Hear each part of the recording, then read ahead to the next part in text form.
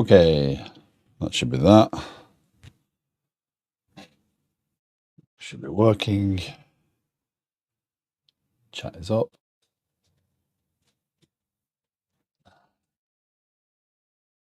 Okay. So today,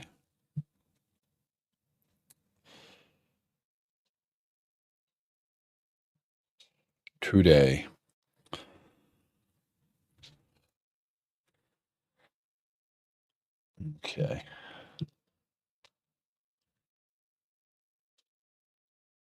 I made a mistake today. So this is working. This is starting up the from yesterday. The tunnel is still in a reboot loop that I don't know how to fix. They don't have.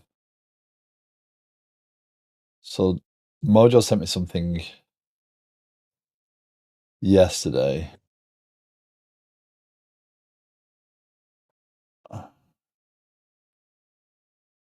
But yeah, I'll have a look at that in a second.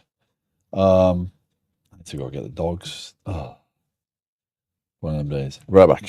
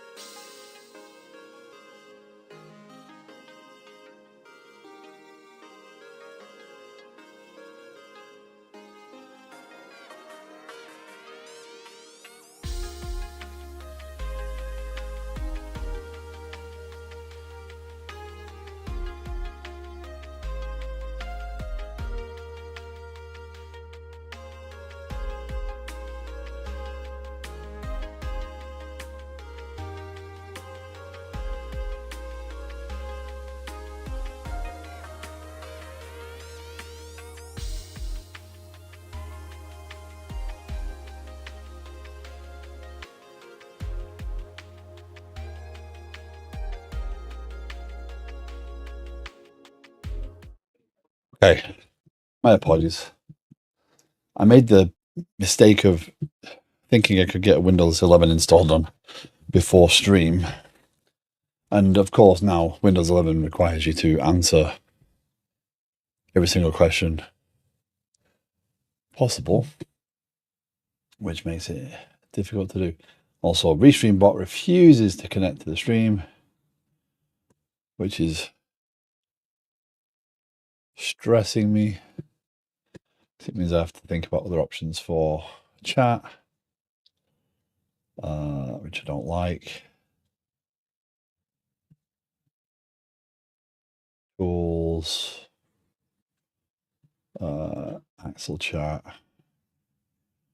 Let's use Axel just in case, because people have been viewing the YouTube stream more with me doing infrastructure stuff. Let's do that. Let's do that. Okay. At least I can see it if no one else can. So I'm not going to panic too much about the tunnel. What I am going to start with, though, is I am going to start with committing that code to a repository. All right. I do not want to have to worry about backtracking on that behavior. So cdd dev Pulumi, cd liquid sky, ls git init, git branch m main.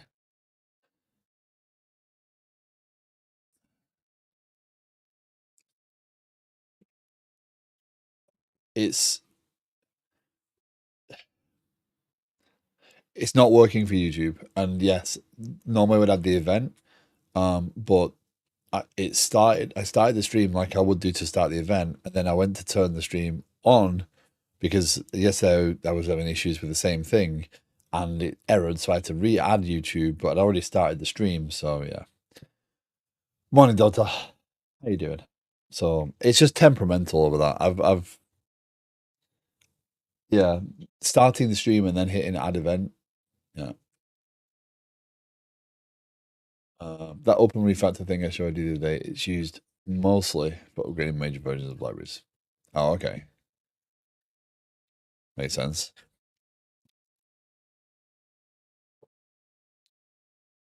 So is it for identifying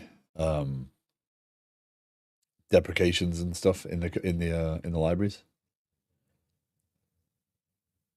Gotcha. Git status. Git. No, we need to git ignore. Git. What we're doing, I just need to ignore vi.git ignore. Yeah, that won't be there, will it?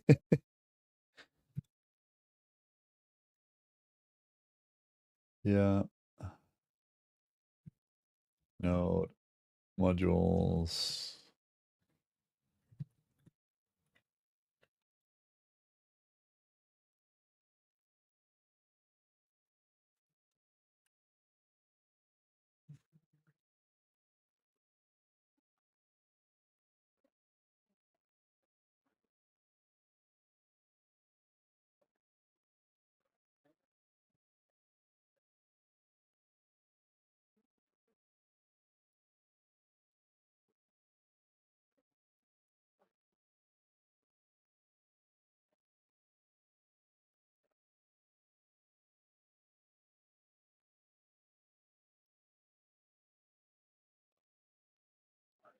It does a change. It goes through an AST type thing in the code to identify what needs to be changed and then suggesting changes for it before you use it under the hood.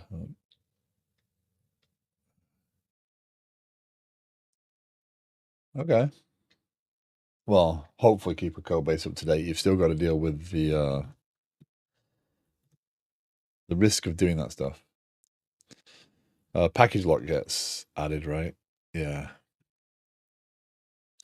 Git commit, git add, and git commit -m initial commit semi-working um, ls.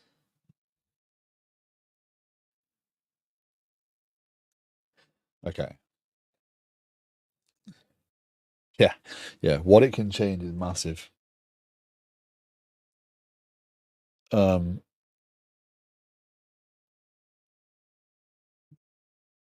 okay. So we have that.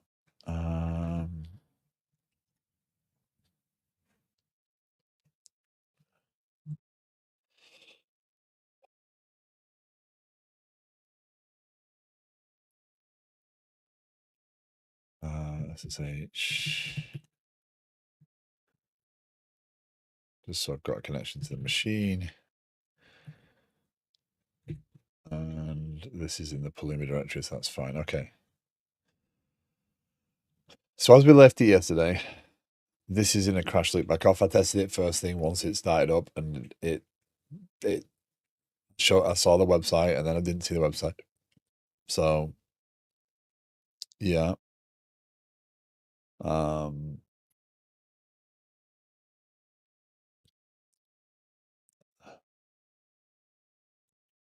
Serve tunnel error. Let's see if we can find anything about it quickly, because it's going to bug me otherwise. What is this? Cloud, Flare, tunnel D.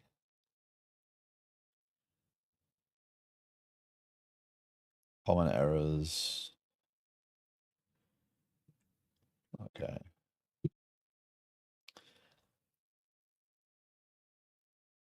They didn't even pray.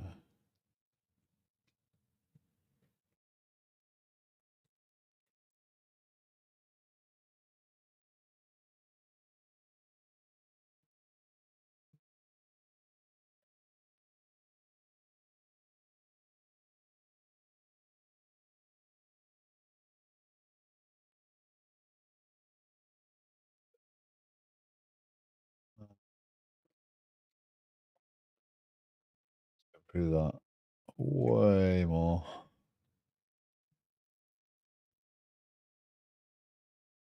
Machine's been rebooted as well, so that's a thing.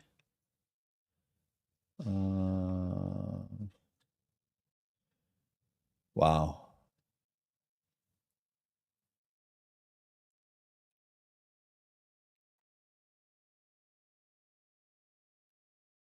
It's not unauthorized. It's not saying unauthorized. It's just saying failed to serve. Register on connection. Oh, hold on. Oh, I need to make that permanent, don't I? Yes. That's that one. So the way they do that is they say, and remember, we need to make it 7 meg, not 250K, like they said. Sudo, so we need to go to the machine, do sudo vi,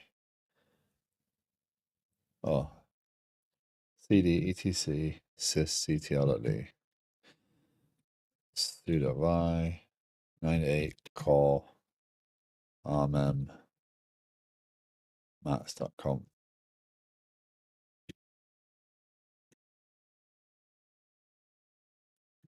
net.core.rmm max equals, and that's trying to allocate 7168.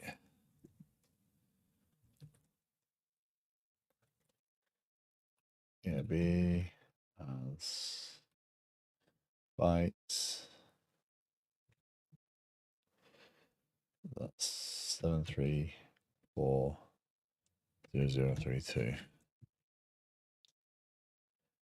Sudo reboot now.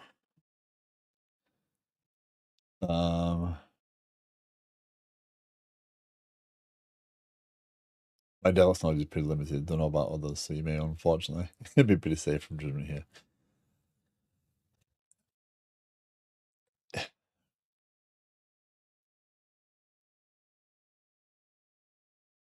I don't necessarily care about judgment, but if someone sat there thinking, "Oh my goodness, this idiot doesn't know what he's doing," and not trying to guide me, that would be worse.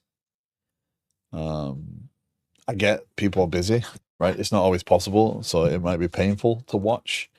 But I can't help that. And again, I need to do this. I can't not do this, right? This is not something that is optional to me. This is something that I have to figure out.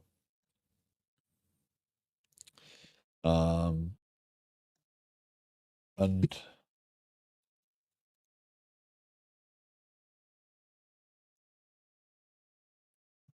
bad gateway. Right. I need to at least get far enough to understand what I don't understand. Oh, you're still erroring. Awesome. That's not helpful. Hey Sambu, how you doing? Welcome in. Yeah, the restream's not working. Chat messages will not go back and forth, so we'll rely upon what appears on the screen, if at all. Please let me know if that's not happening.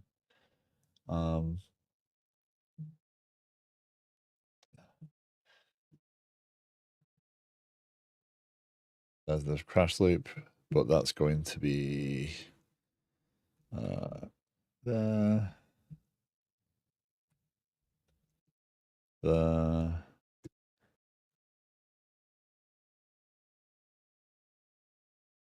I believe net core. There was another one.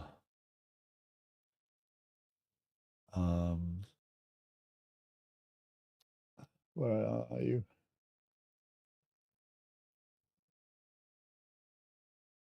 It's RMM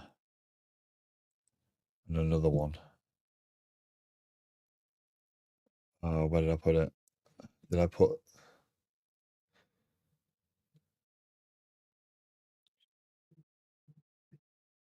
There you go.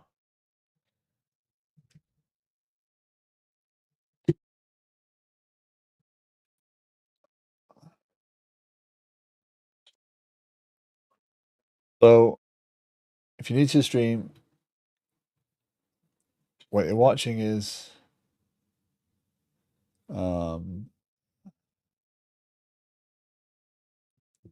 me trying to figure my way through Kubernetes and Pulumi and trying to get an application deployed that I've been building for the last year.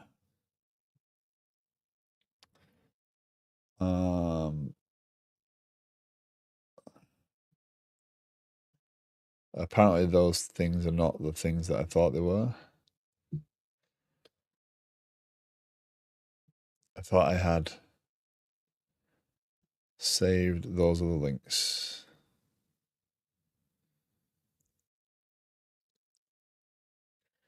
That's fine. What that was then. So yesterday we got the Cloudflare tunnel kind of working, and today,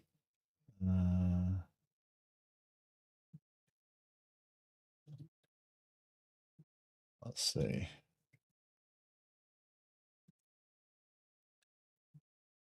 Oh, did I do it? Did I save it here?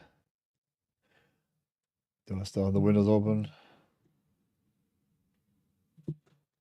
Oh, yeah, I need to do that.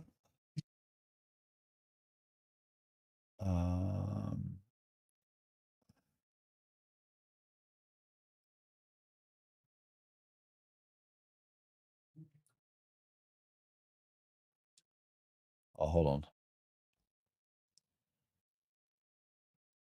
Hold on. So they saying. So someone said that is an answer.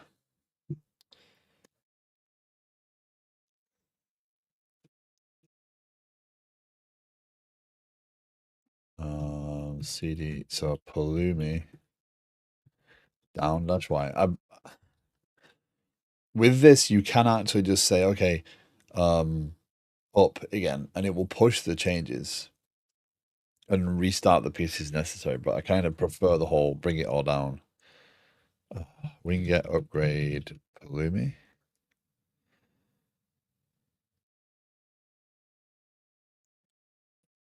Whatever. Pulumi. Oh.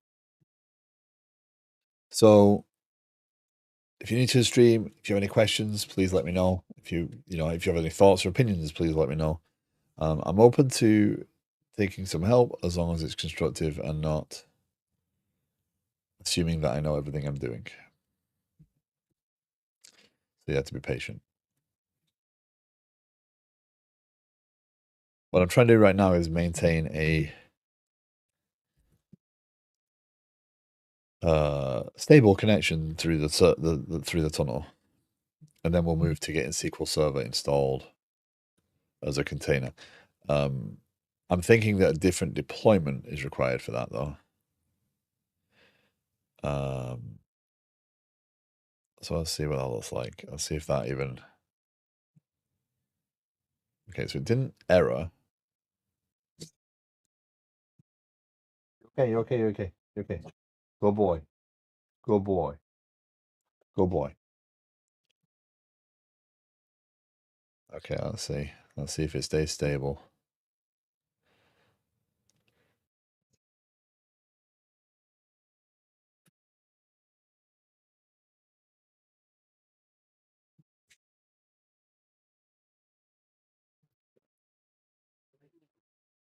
Okay.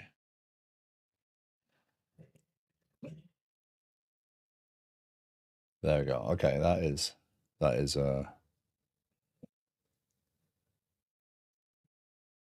if you know the URL, you're more than welcome to navigate to it.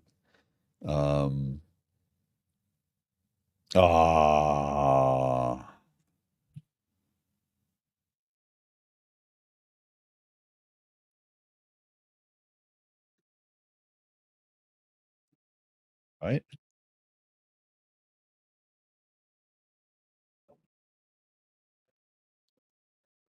That should shut it down, right? There you go, crash loop back off.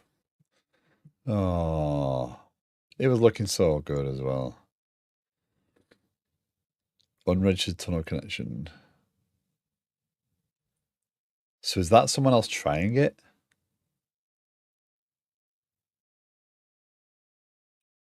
No, because 19841. Did anybody else try that then?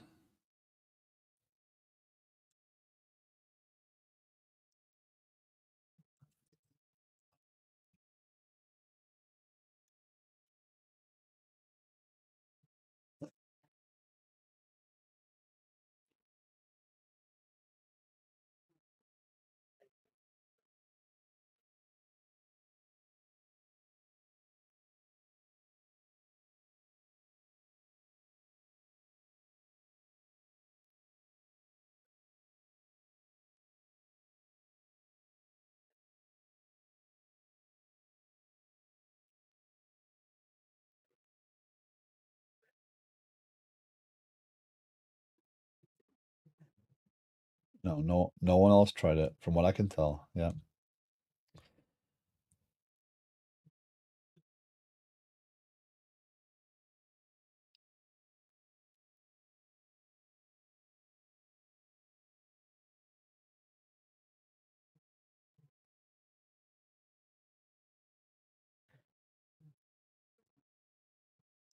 Yeah, it says you have about 10 seconds.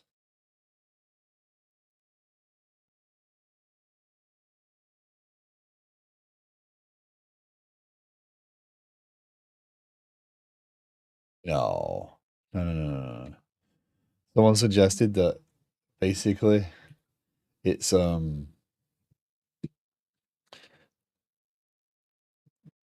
two replicas, they kind of pick each other up and one fails and then one continues it. That's not what we're doing. Anyway, here's what we're gonna do. We're gonna do Pulumi down. That did maintain a more stable connection, didn't require the buffers, so we're gonna leave the HTTPS in there. The HTTP2, sorry. We're gonna leave that there.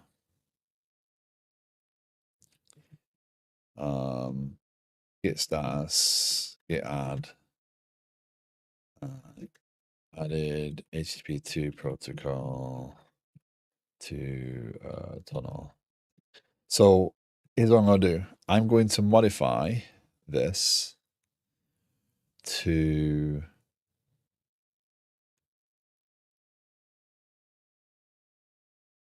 config map. And modify this to git branch dash.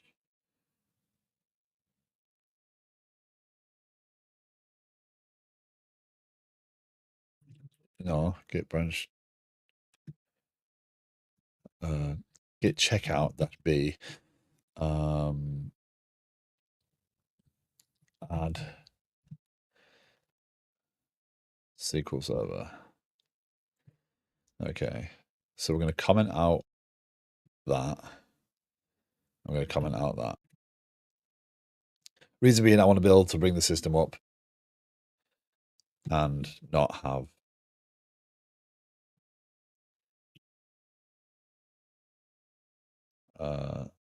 those pieces. Okay, so we need a bit of help.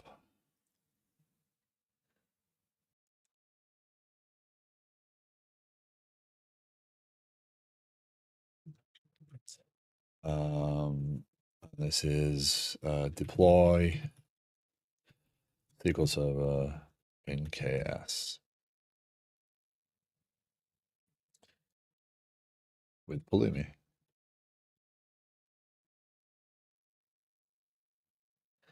Hey, Fosama, how you doing? So my thought here is that I want to create. I think we can get rid of that one at this point. Drawings. Okay. So Nice, congrats. That's what you wanted to hear.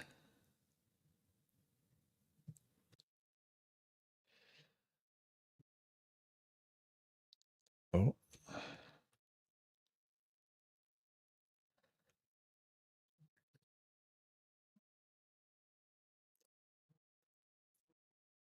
So what I'm thinking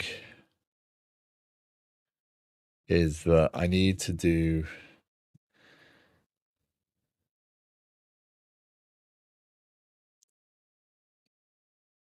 I need a different namespace? Yeah, I probably want a different namespace because I want to keep the SQL Server stuff separate.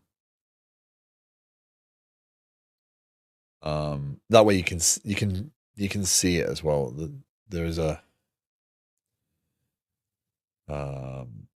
there's an organization, yeah, namespaces. And it's okay for two entities in different namespaces to talk. You just have to specify the namespace it's going to. That's okay.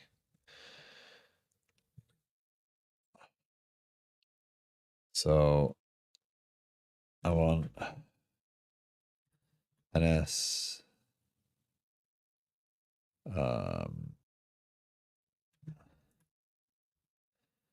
dot, because then I can put other things like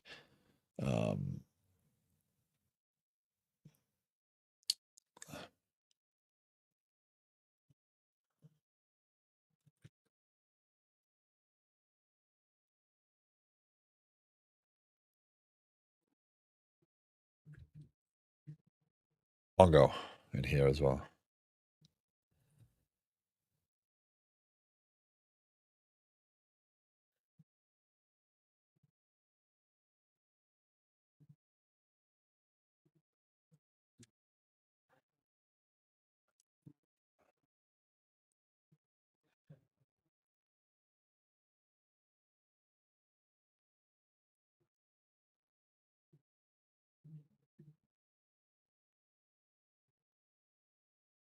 I want a SQL Server in here. So I need to know how to create namespace in Pulumi. I'm going to assume it's like K8S dot namespace. Yeah. Okay, so let's do that first. Let's create this as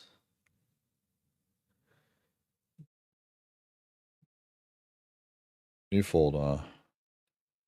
Let's do storage. Yeah. Index.ts. And we will do export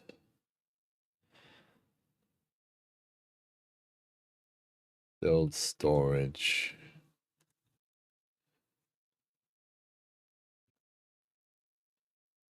equals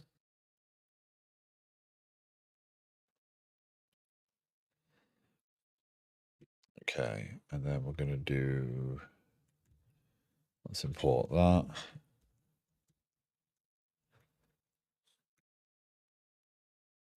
Secrets. And so we're going to do, I'm not going to keep bringing searches up on here. If there's anything of interest to anybody, just let me know and I'll share the link in chat. Okay, so const namespace equals ns dot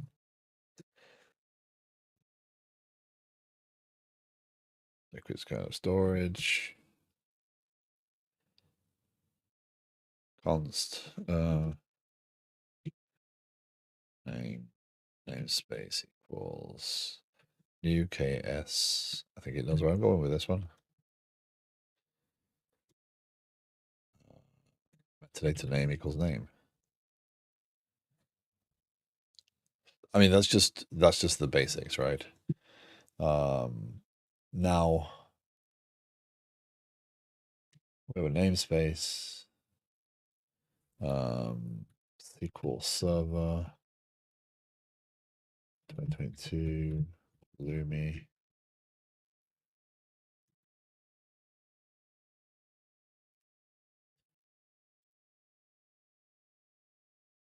Kubernetes.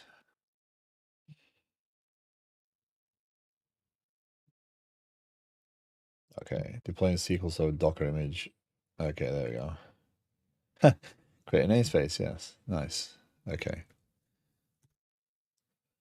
So const SQL Server equals new SQL Server.ts export const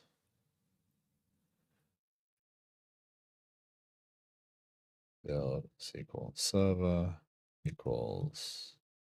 So the reason I'm doing this is because I want to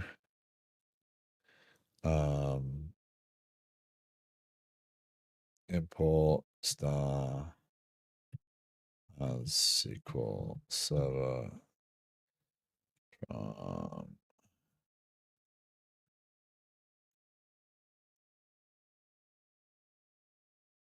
so if I can do SQL Server, build SQL Server, then I can just kind of combine these functions, and I should be able to, in here, just call build SQL Server. So then ultimately I can move all this out of here, and the actual configuration should be nice and easy to read. Now, I'm doing what I say not to do, which is kind of preemptively optimizing, but the structure, the mess of all the code is yeah. So if I do namespace K8S dot core dot v1 dot namespace, so we can pass in the namespace. That way we can do namespace in there.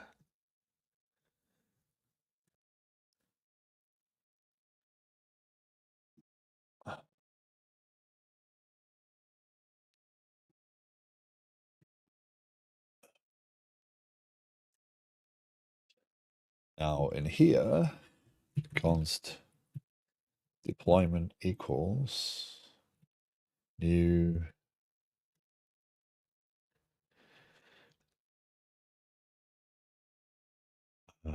export const oh,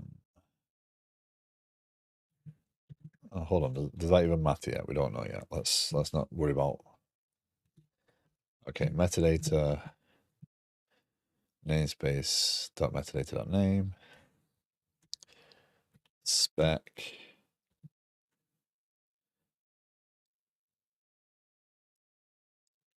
What don't you like about spec there? Undefined specification of the desired behavior of the deployment. It's not assignable to deployment. Okay, it's because it just doesn't match. Selector.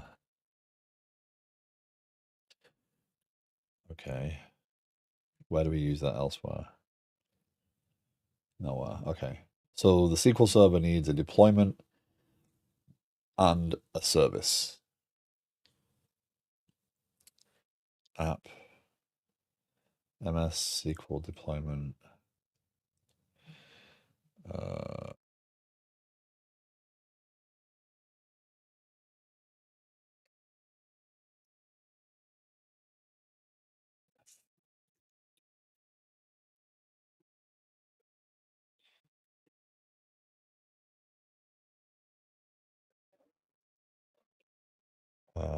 App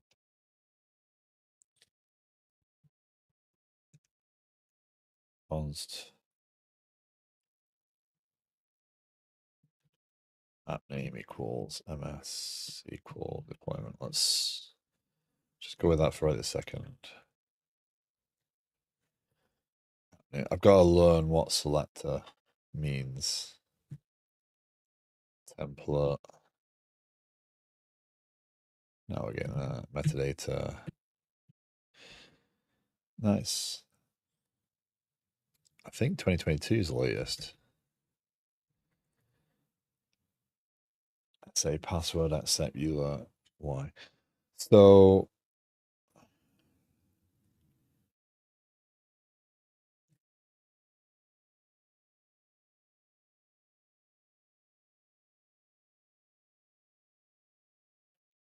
I am going to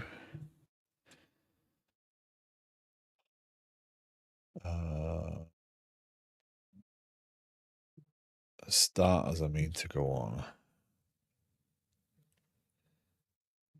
We're going to make that. I'm just trying to think about the right way to do this.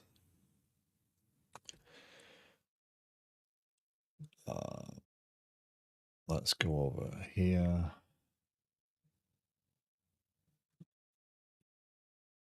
Pulumi config set dash dash secret liquid sky SQL pass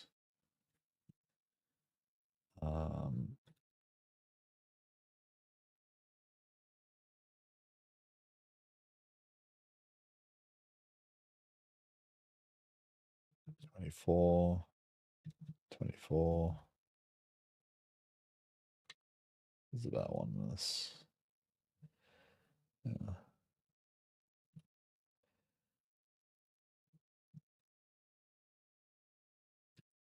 Okay.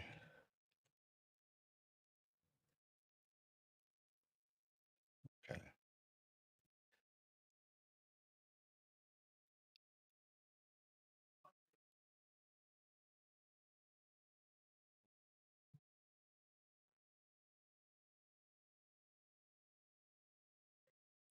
I'm trying to make sure that I don't show anything that if someone knows how to get when I bring this up, if someone has a little bit more knowledge about testing stuff, that I don't share those things on stream. So I'm trying to. So what I've done there off screen is I've set a password in Pulumi as a secret, and now I will do something similar to here.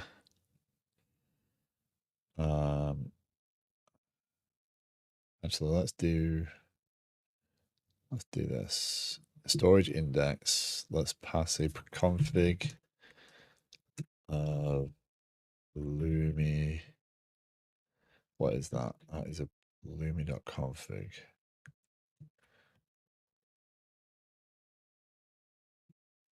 Pass that around.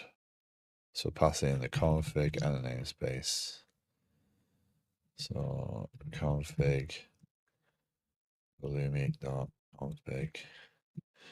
And then we'll do here config dot get secret liquid sky SQL pass. Right. And that way I don't have to worry about sharing that or showing that on the screen. And I can do Pulumi config get Pulumi config.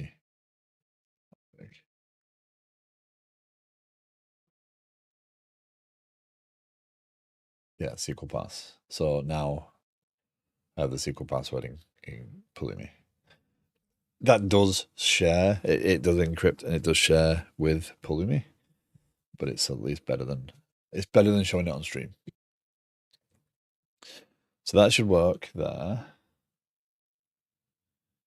We accept the EULA, and then we do const service equals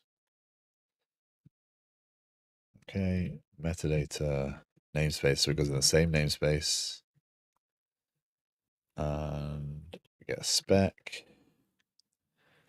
Type is load balancer because we might want to create. Actually, that doesn't specify that. That's interesting. You can do replicas one, so we can scale up multiple replicas. I'm not sure how that works. I assume that what we do is because right now this has no storage. So if I bring it up or take it down, it's going to remove that storage. So I'm going to have to create a storage volume similar to how this is working. And that storage volume is then saved. So by putting it in its own namespace, yeah, this is going to be interesting. Once it starts up, you don't want to deploy everything every time, but yeah. You don't want to bring everything down either, so you might want to.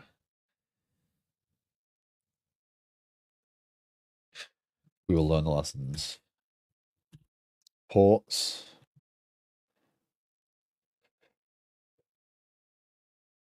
443. And selector. Deployment dot spec dot template metadata dot labels. Okay. So let's move that there. That there. So now when we build storage, we'll build a namespace, then we'll build SQL Server. Hi, Module. How you doing? Good morning.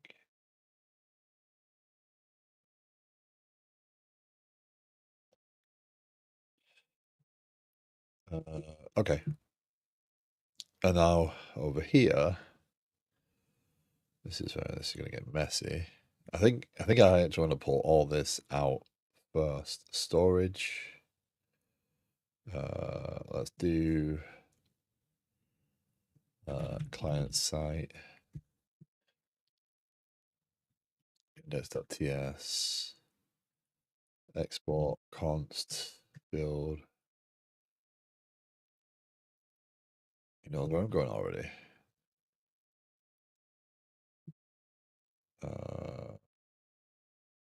Let's copy that. Let's go here. I'm going to cut everything out. I'm going to put it in there. Oh, cut, paste. That's that. I was just going. I'm just writing code and I'm going back to that ASAP.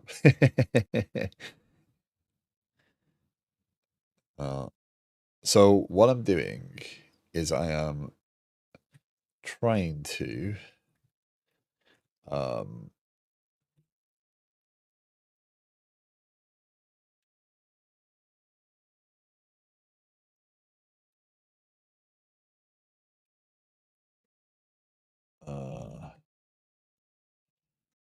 so storage dot build storage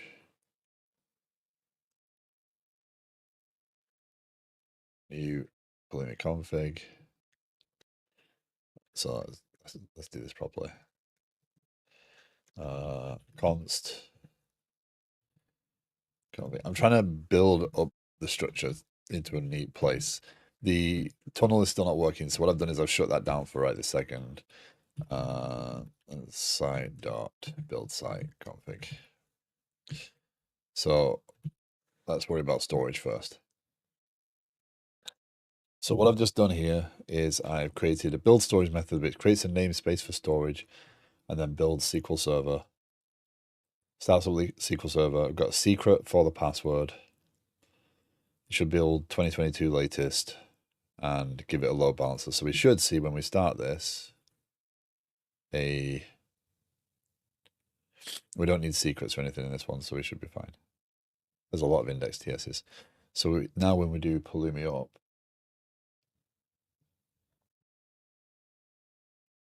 and I'm just writing code. I want to do this and get this moving on so I can get back to Liquid Skydive.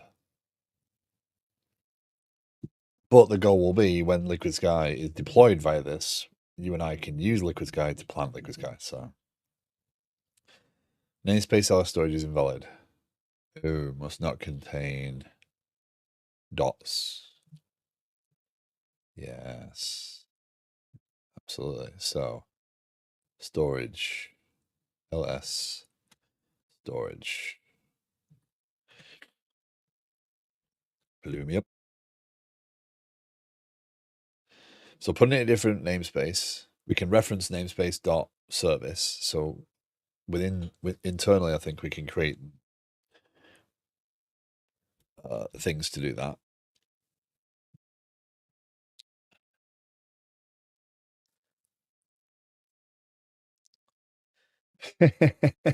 Space elevator.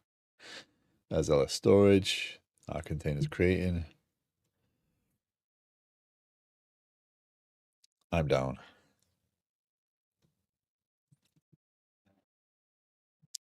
Because Liquid Sky is only got another 2 or 3 months, right? And then we're done. There we go. So we got a SQL server running, and if we... Oh, why did I open my mouth?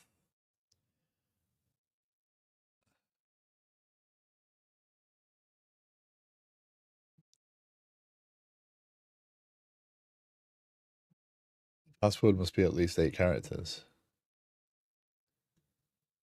Well, okay.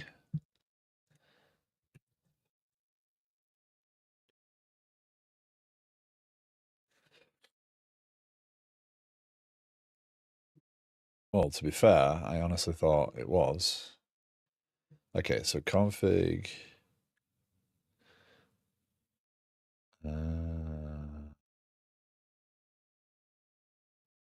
It's not that. It's not get secret. It's require secret, and that's SQL pass because it knows what context it's in. Pulumi.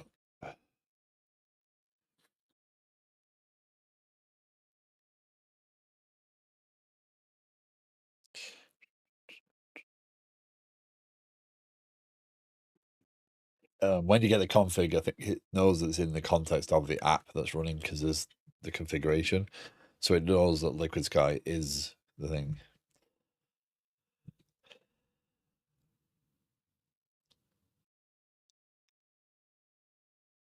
Also, before this thing goes fully live,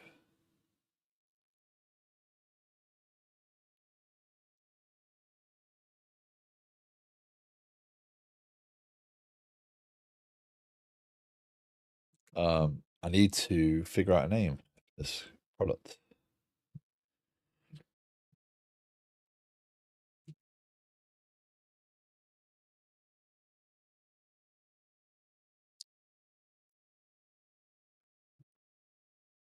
Are you still failing?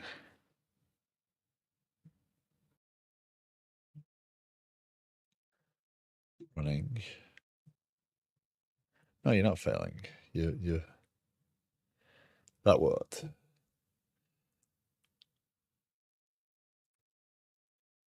Why are you stuck on attempting to allocate IP address to service?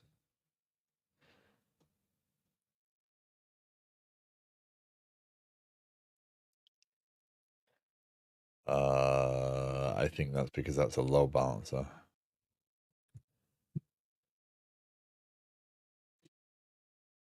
So the way we test that,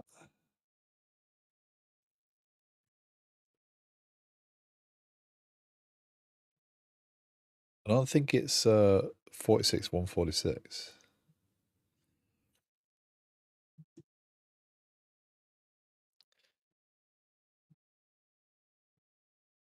We should be able to start data grep.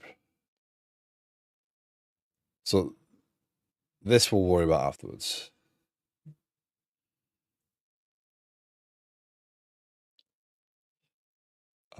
Data source, Microsoft SQL Server. So localhost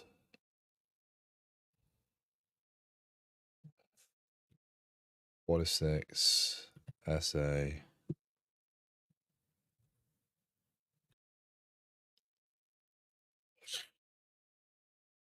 test. There you go.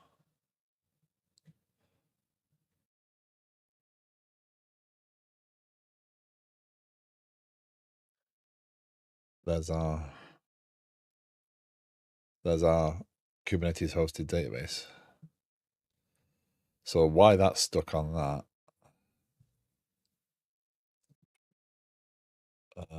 Pulumi. Let's see if the images were built. I think my example will be deploying. So I'm not sure. I didn't quite see because you were in two different Discords talking about that. I'm not sure why you were struggling with the build part. I mean, if they're in Git, I would just use the Git. You know that you did it as a public repo, so you could just push to the Git package repository or container registry. Sorry.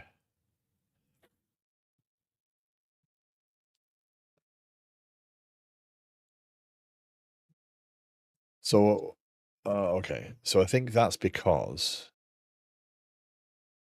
I set that up as load balancer, didn't I? If I set that up as the same as here, cluster IP, does that Pulumi down dash Y? So we get into learning, I suppose. Cluster IP. Because I don't need this to be publicly exposed. In fact, I don't want it to be exposed at all, right? I could have. I could, and I've thought about it. Pulumi up. Did I hear load balancer? You did hear load balancer. It's the default network configuration it gave me in the Pulumi example.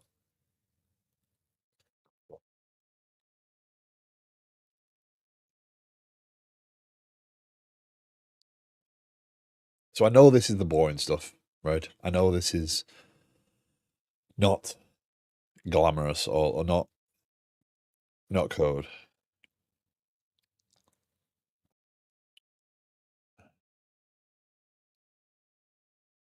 Well, the network again. I'm still trying to get my head around this stuff, right? It's so the network you configure. If so, I gave that a cluster IP. You can give that load balancer. You can give the service different types of service. My thought was that if it was load balanced and it had multiple replicas, then that would do that part. But it looked like that was trying to get an external. Yeah, ingress. These are Kubernetes terms, not Pulumi terms. Pulumi is just the language structure built around deploying these things, so you don't have to use YAML and Helm charts, right? So if we forward that port again now, 47250, and we terminate that and do properties and do 47250, that should connect still. There you go. So we are connected to that database. Okay. So let's delete that, remove data source. So we have a working SQL server. Okay.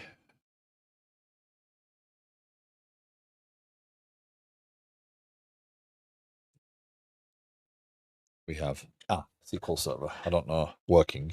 It might be a little bit of a stretch.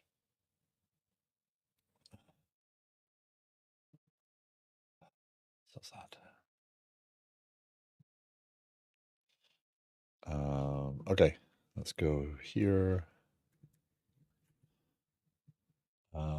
It takes from an A record and divides the traffic among application instances of logic one. So think of like my understanding again.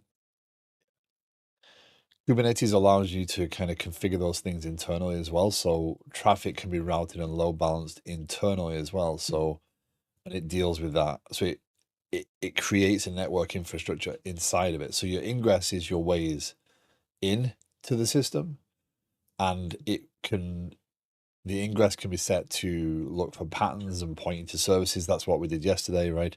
With the ingress on here, we say, okay, if you see this host name coming on ingress, then route to this service. Now, there's a whole load more stuff I've got to do for this, right? I've got to configure the application gateway. Yeah. I don't think ingress is synonymous with load balancer. Um, so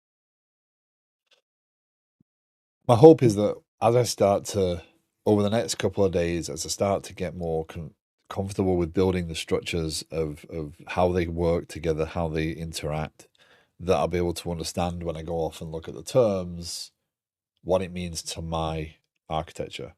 There's going to be a challenge, right?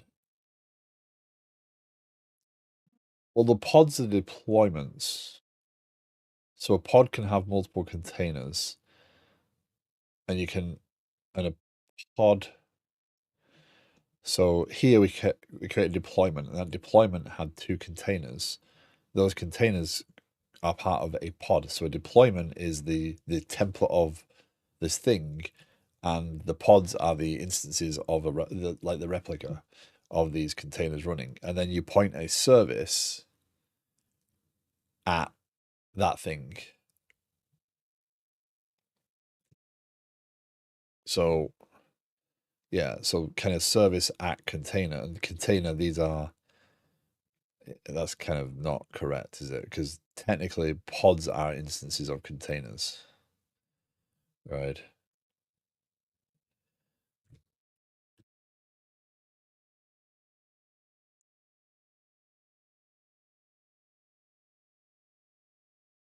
Yeah. So like the cloud fed tunnel comes in and goes to the ingress rule. The ingress rule maps to the service. The service sits across the pods, because the container is many pods, or one or many pods, not necessarily many. But anyway, let's get that committed. Pulumi down. Why?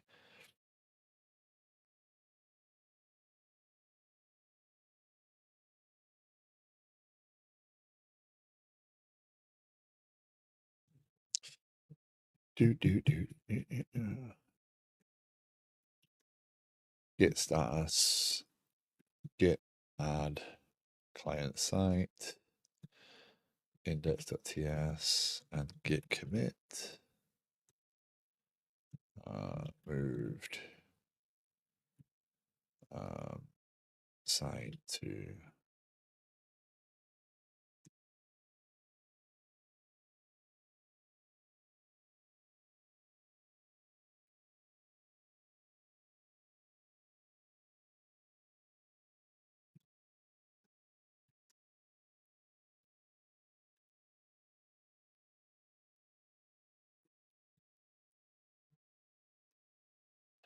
So what I'll find is I'll get so far down this line, and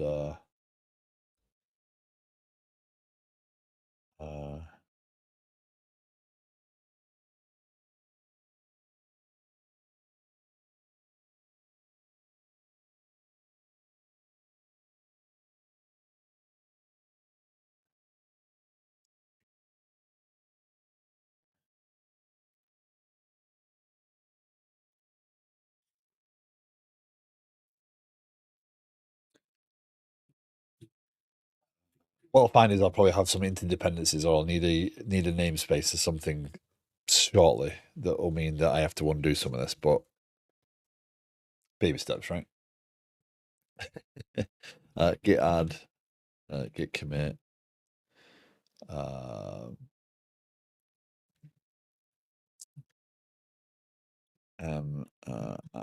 define SQL server deployment with ls storage namespace. So again, I'm trying to use the namespaces. As far as I understand it, namespaces don't necessarily prevent you from crossing.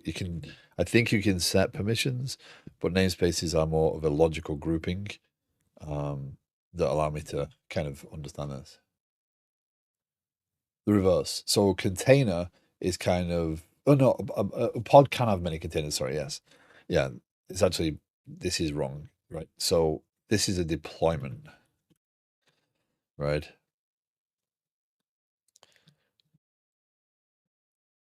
Right. And then, so a deployment has many pods, right? Actually, that would be more accurate.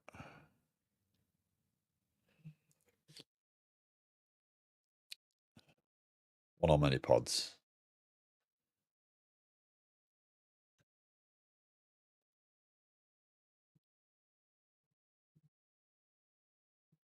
Don't worry about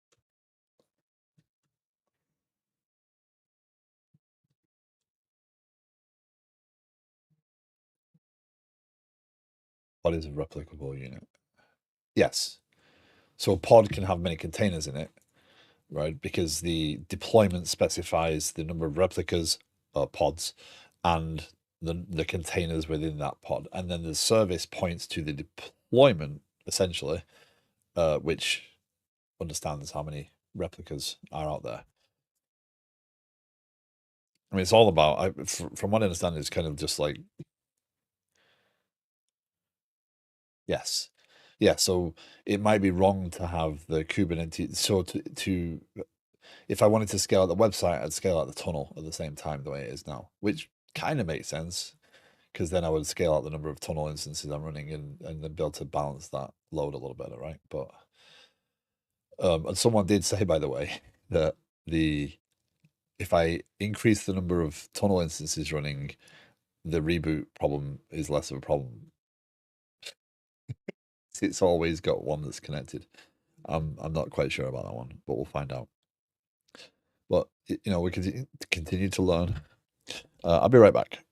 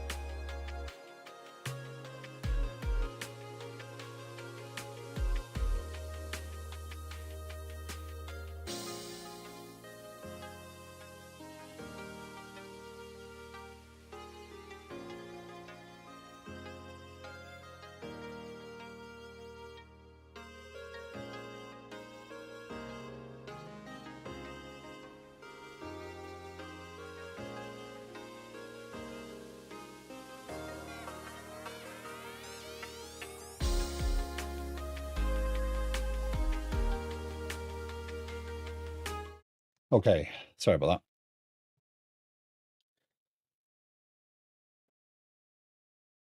that. Oh man. Yes, scale out.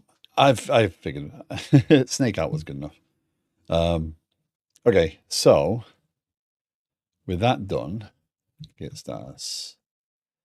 Let's just test this again. So now I need to make this a function that I can invoke. All right.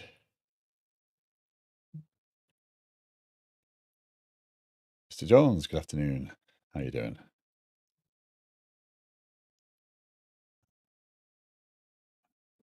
So we have everything in there, moves across.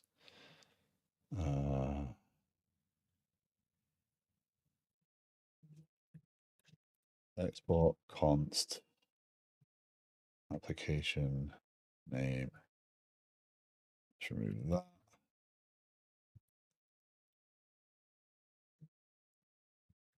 deployment. Nope. That's why I did this.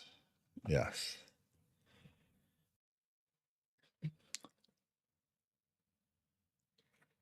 I think this is more the Docker Compose.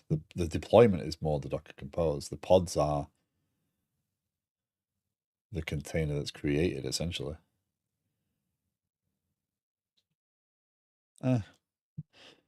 Again, it's just let's remove app labels. Okay. LS client deployment.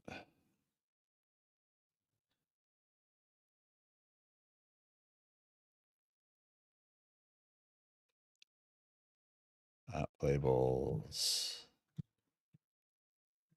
What did that contain then?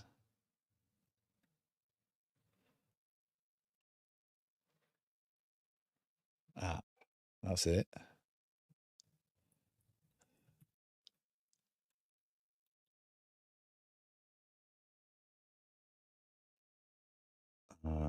LS client deployment. I don't think the deployment name matters there. Application name.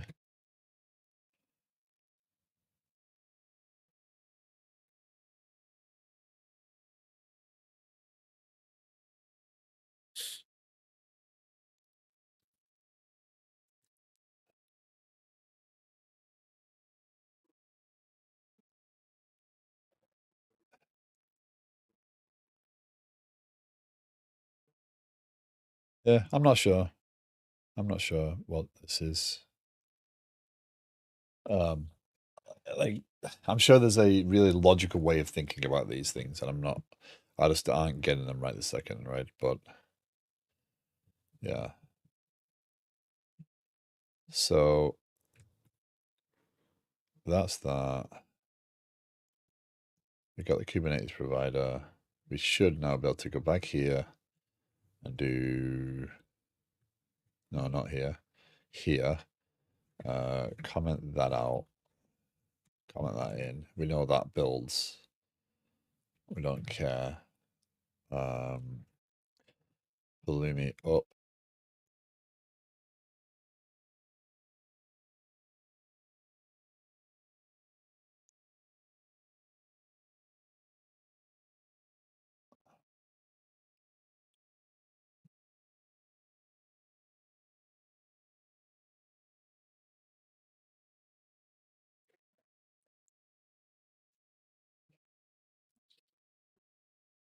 Sean Horn, how you doing?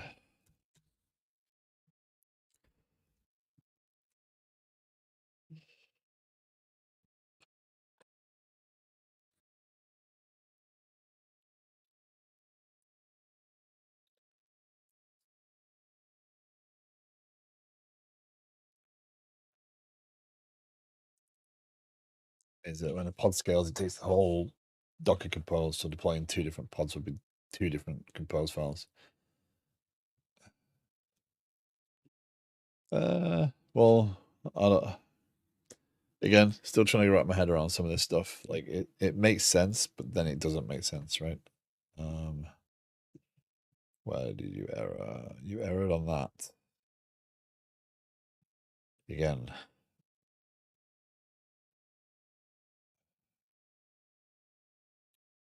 This thing is driving me nuts. No complaints today so far. That's good. Did not expect. You are kidding me. You are actually kidding me.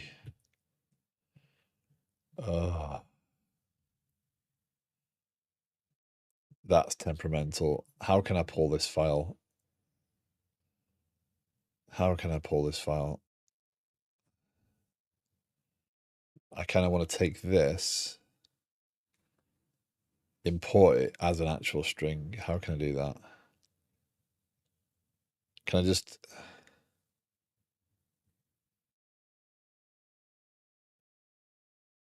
What a mess. Don't need that part. I don't need comments that are just telling me what that is. So basically that's complaining because now that's tabbed in. So it wants that. So I want to get rid of that and stop it being so bloody sensitive by making it a file that I can pull in.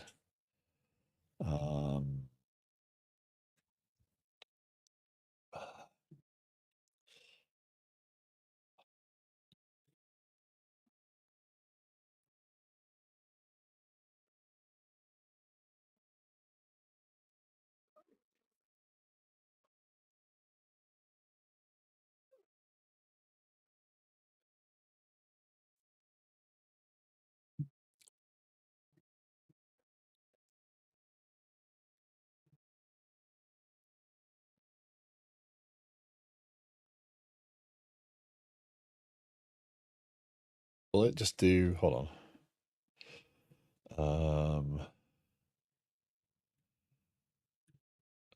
Config map dot txt. If I do, dang it,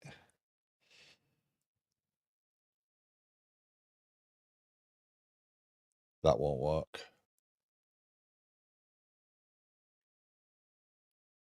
Hey Patrick, it's going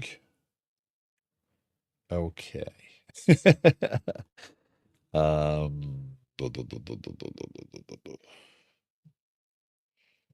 Let's do this. Let's cut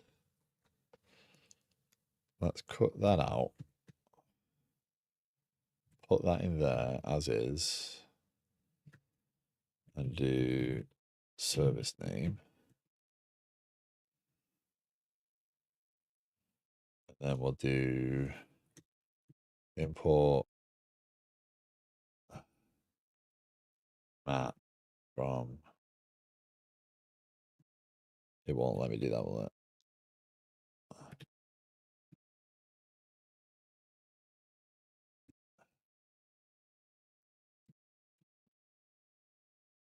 No, it won't let me do that text file.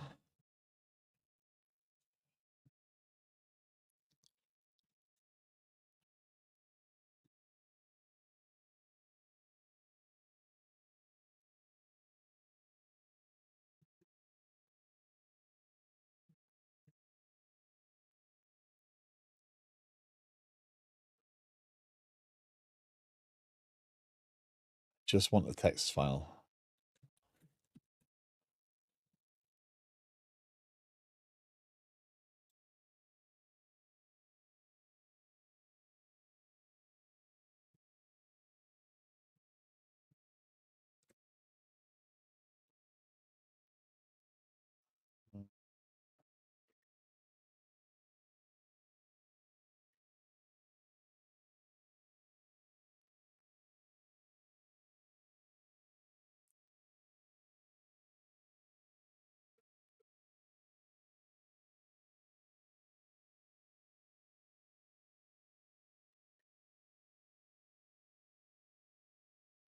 I don't want to do that.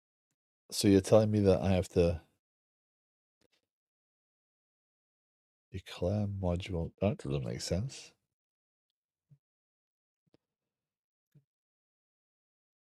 Ah, do I have that?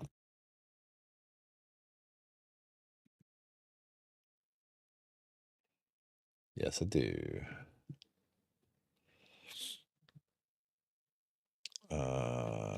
Const config map content equals fs dot read file sync.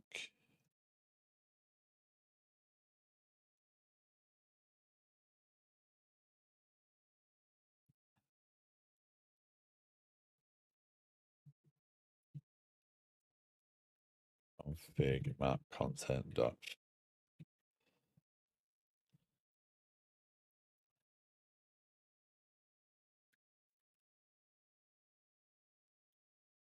replace. Yeah, I wish. I wish it was that easy.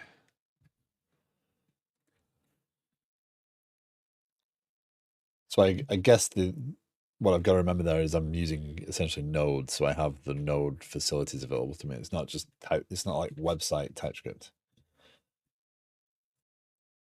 Uh,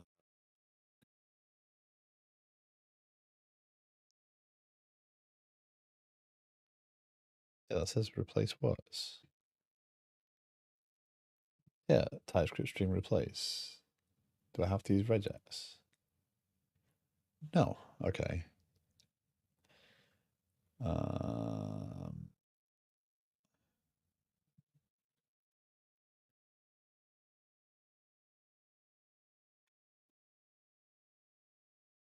why don't you- it's not exist on buffer.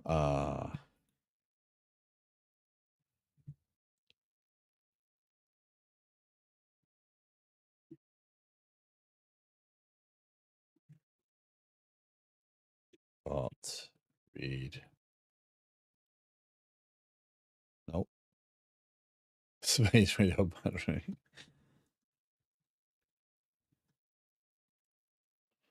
Read.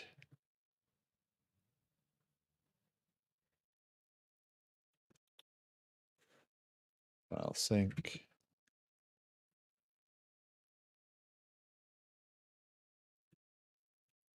UTF-8. So what's config map there? It's a string. Okay. Dot place. Okay, now it's a string because I told it. Okay. Service name. Okay, so let's just do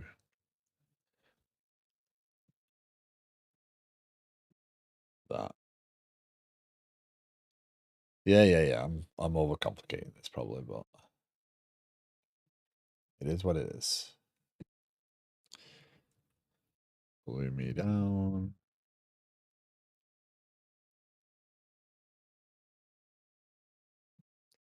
I tried to test that my changes worked, and now because this needs to not have extra tabs, that's the problem. It's temperamental.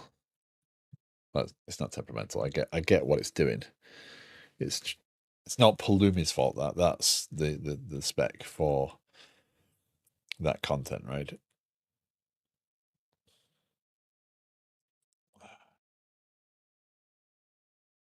Unable to compile module FS has no default export.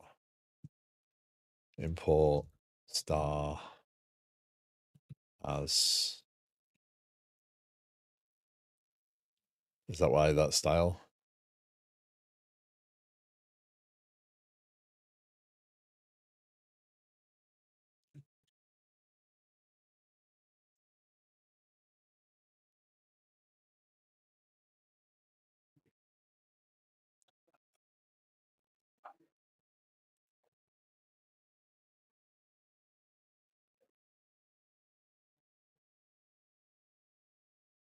I tried to convince it could be doing any one of many things.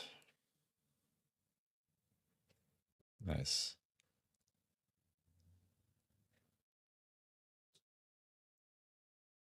So that executes from .slash client site. That's interesting. I'm in the directory, so but I'm sending a function, so where it executes is not this file. It's not relative to this file. It's relative to the base directory. So that's okay. But that looks like that's working at least to read the file, because I think it validates it, right?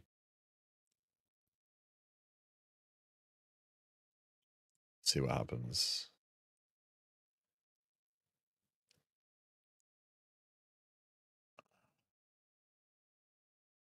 Pods. It's already errored. That's never good.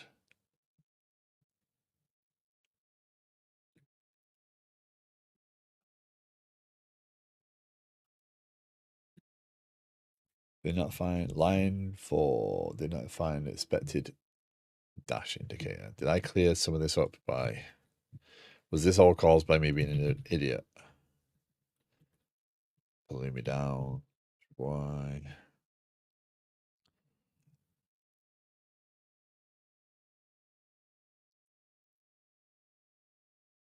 Line 4.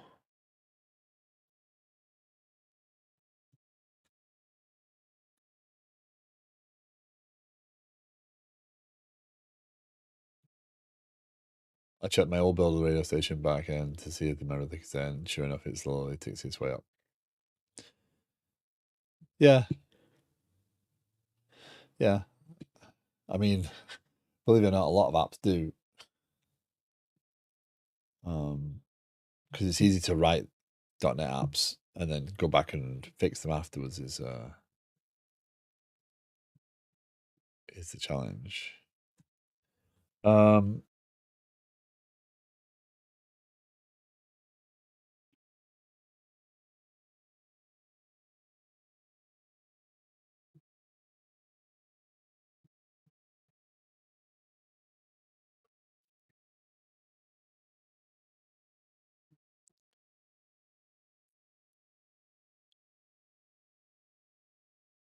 Nice. That's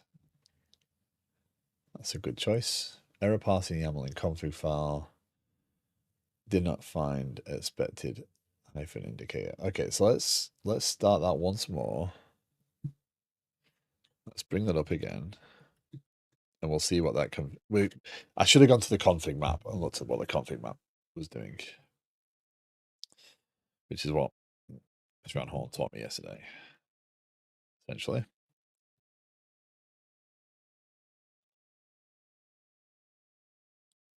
Yeah, your little what was it, Toyota?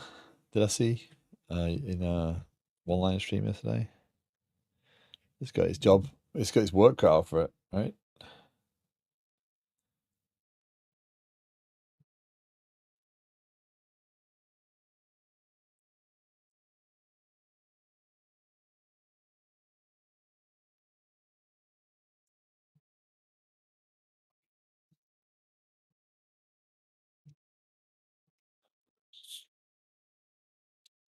Warning. Okay, so that's got that. Let's go to configuration, config maps, Cloudflare. Oh. Yeah, I ain't doing what it should do, is it? But he's not doing his string replacement. Let me down. Okay, so let's actually let's do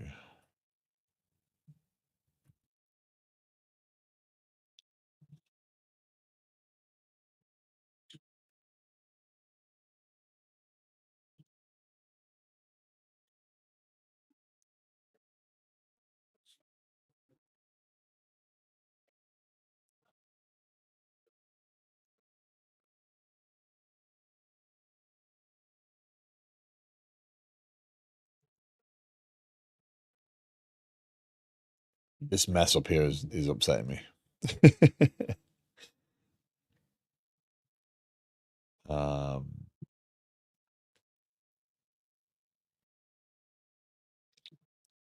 So that did not do a string replacement because I did that. Let's try it now.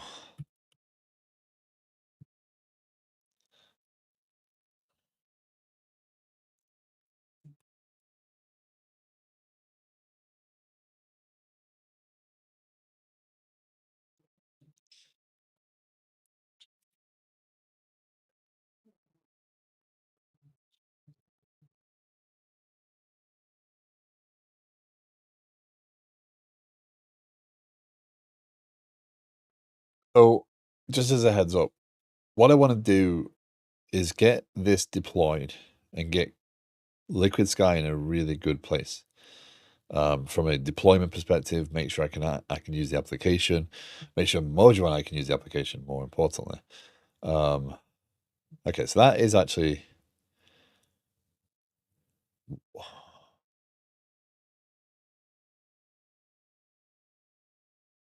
that's not tabbed in, is it? I collapsed it all. That should be tabbed in. That's the actual problem. So then what I want to do is we will use Liquid Sky to create a project for developers.stream. So the shout out by one line reminded me to talk about that. because once Liquid Sky is deploying and we can kind of use it, I want to use that to do like go through the effort of doing some of the planning, move it to GitHub issues because I want the, developers.stream to be an open source project, but start the development of developers.stream so that we can start doing that and promote that a little bit more. Because I want these shout outs to be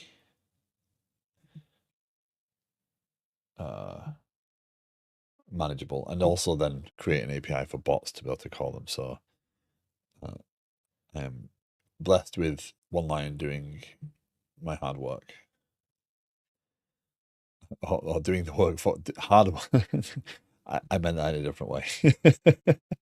I completely screwed that one up. Okay, so we learned yesterday that this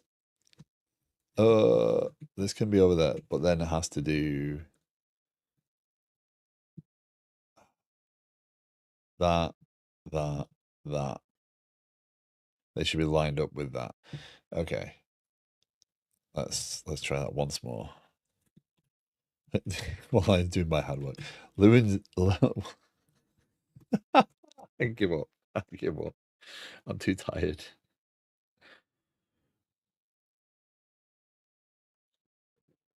I'm no.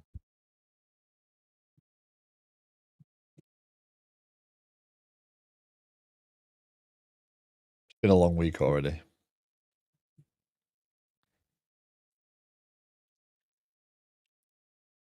Okay. That looks healthier. Config maps, Cloudflare. That looks healthier. It won't be right. It's fine that it's not right, but it started up at least. Right.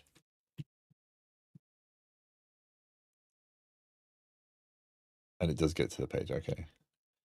Yeah, we're going to do programming relay where each streamer writes the task for the next streamer. Yeah. You should really not code when you're tired. It will cause some hard to fix bug later. Also, it's Tuesday. That's just more depressing. It's been a long week. I think yesterday lasted for 5 days. Or it felt like it. And I've got more meetings coming up. There you go. There's a crash loop. So you can see I navigated to the site. It worked. Cloudflare went, yeah, I'm done. And yeah. So one of the suggestions was to start 2 instances, by the way, and then they'd hand off to each other. That's not going to happen. So Docker Compose down. Docker Compose. What am I doing? Pulumi down. And if I didn't code when I was tired, Mr. Anhorn, I would have no choice of coding.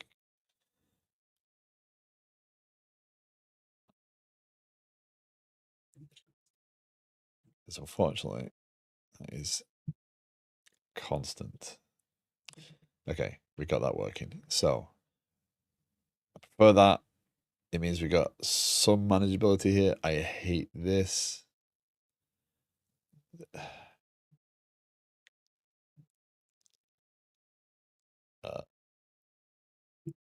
Create image, pull secret. That's fine.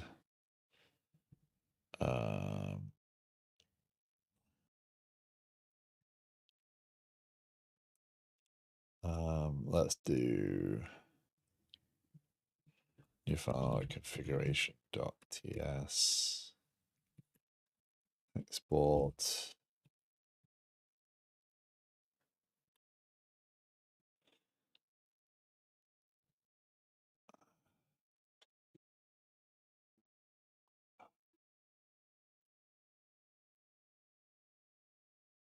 Gonna do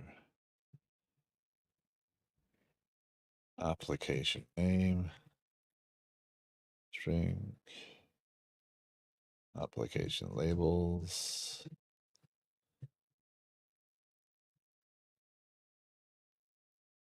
I don't know if that works, but we'll find out. Username, Pulumi, output string, password, image name. That we can get separately.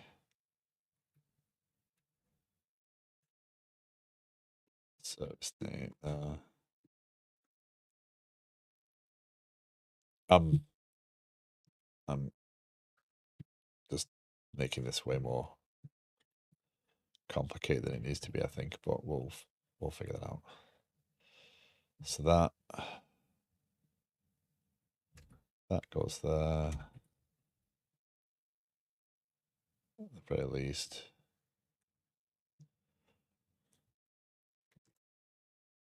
Extract to function in module scope.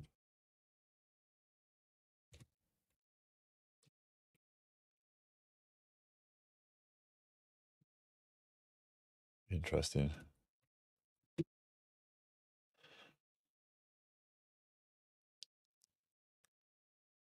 I haven't done that in a long time. I haven't actually coded while drinking in quite a while. Not while I play games. And find it hilarious to go into multiplayer games.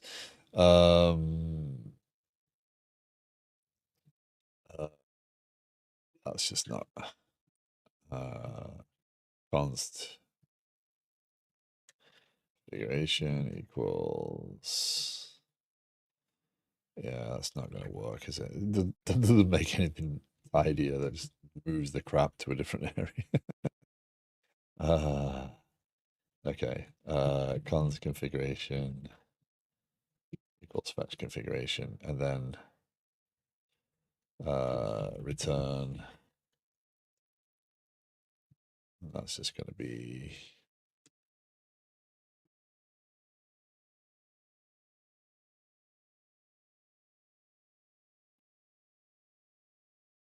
that doesn't work as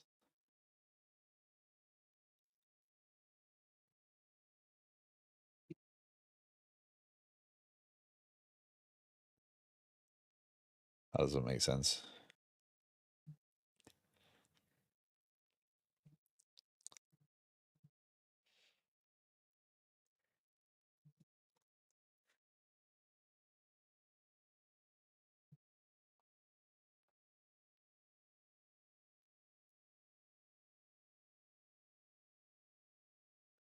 Oh, don't know why I'm doing this. It just doesn't. In my head, it kind of made sense,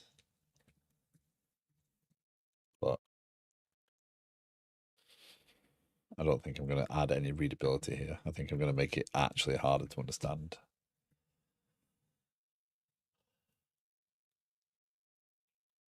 Glass of Bailey's is my go-to drink. I have a home recipe that added a little bit more chocolate sauce to get a nice chocolate. You basically make a chocolate milkshake. Nice. The application labels is an array, but it's not an array. It's an object, isn't it? So that is that, and that's just that. Will it let me specify that? Yes, it will. That's service name.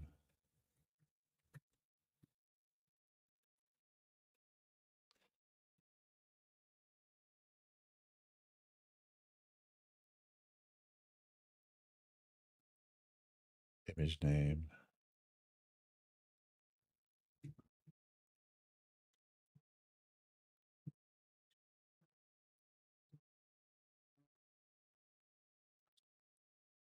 Components, that configuration.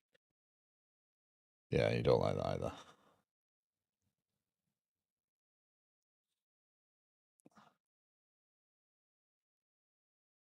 Application name is missing. That's not in there, is it? Yeah, I did do that.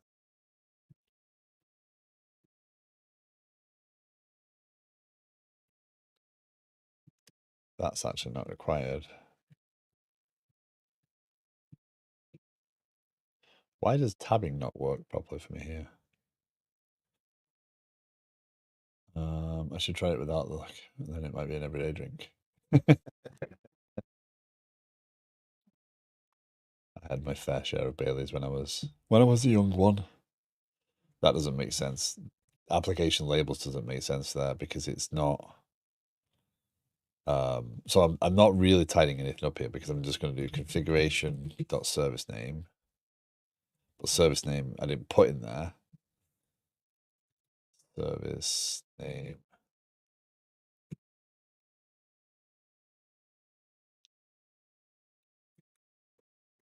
Get diff. Service name.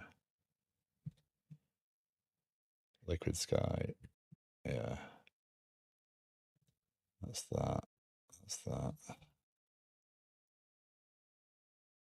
That's that.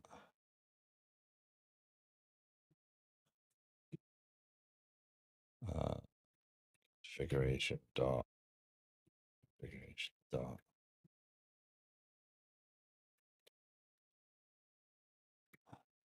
No, the application labels needs to be built differently. So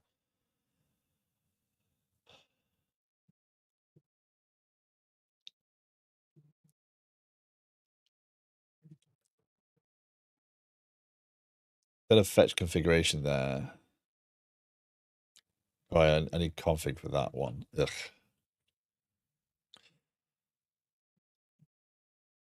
So I could do that.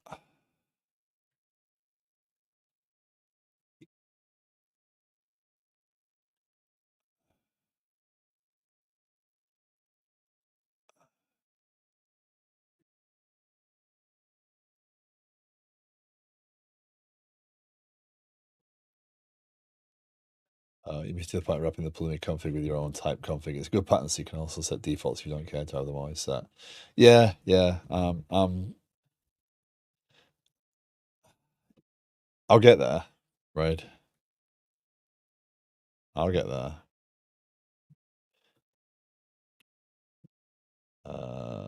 Export.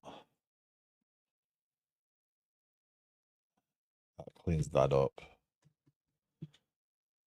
That's fine. Application name.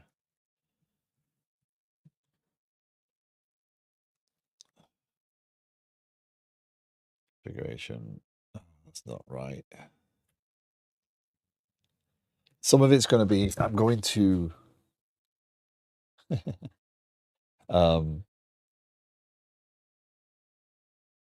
I'm going to like struggle through understanding the right structures and the right types to use and then mess it up and then get back to it. And then, yeah.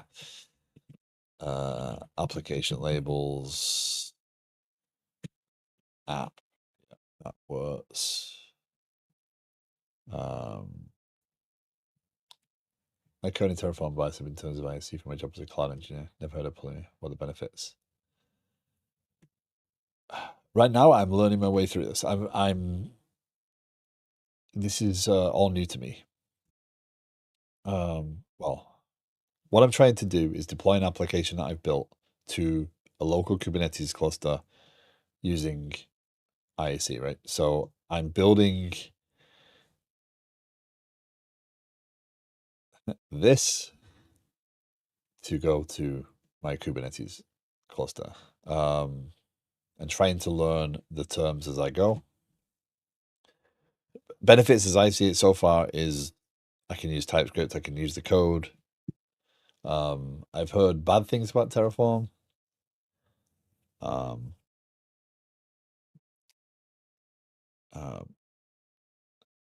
but right now I couldn't honestly tell you the benefits.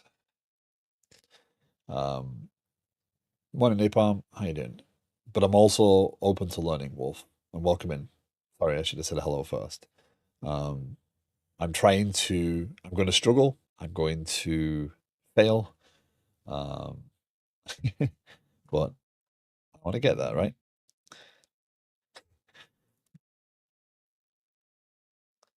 Oh, HCL. So yeah, Terraform is from HashiCorp, right? Who I use Consul, which is that.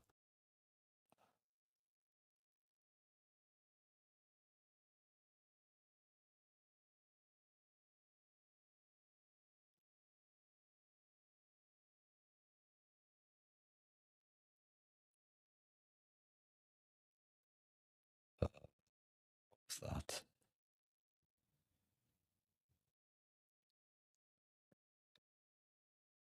Oh, okay. Others have hate on Hachiko, and yeah, Terraform has its issues. A lot of our clients request it. Uh,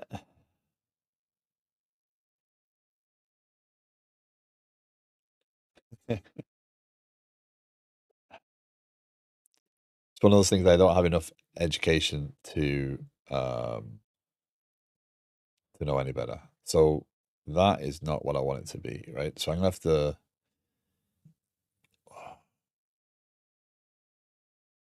I don't want to wrap that yet. I don't want to get into that realm. So let's do um, LS. Because I only need it there. If I had a choice on which project I work on, I would choose Terraform over Bicep any day. Well, I have the benefit of being able to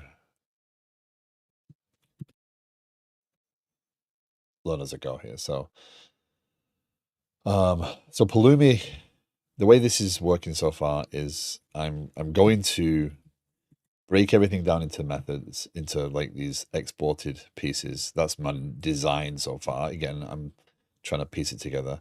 This storage component, I'm going to build a SQL server. So I've got this working this morning. So now it'll build a SQL server instance. I put the password in a secret in Pulumi. Pulumi um, Pulumi has a dashboard as well. So I apologize. I do not know if they have or are going to introduce light mode. So I'm going to keep the window relatively small, but I can go in here. I can store those things in there. This is the cloud console for Pulumi. I have a stack. My Liquid Sky stack is here. I have the dev instance and I have the resources. I can look at that. I can look at the deployments. I can look at all the failures. Uh, yeah, what it did, what it output. Yeah. So yeah, it's working okay so far. I mean, other than me, I'm its worst enemy right this second. But yeah. Uh, I think I'm focusing too much. I don't like the scroll. I don't. It just seems like noise and mess to me. So, uh, but I'm overcompensating for that. So Pulumi. Oh,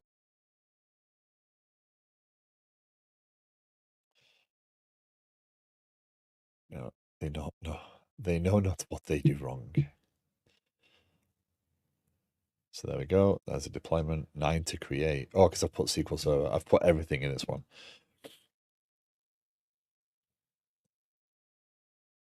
This should run.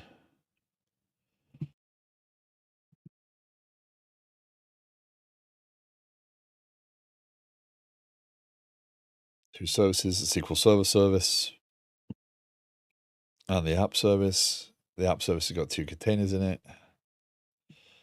There we go. So we go over here. We have, there's our SQL Server. That's running. There's our client deployment. That's running for now.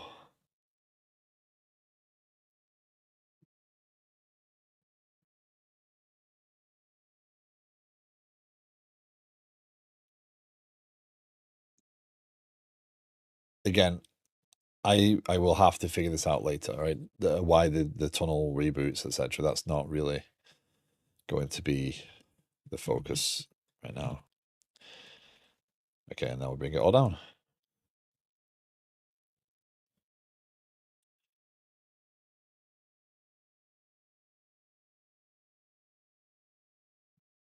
So Liquid Sky, if you haven't been here before, is an application for project planning and management. Think Jira. but it's my own personal opinions as to how the Jira workflow should run. It begins with a planning item and moves into breaking down the tasks for developers.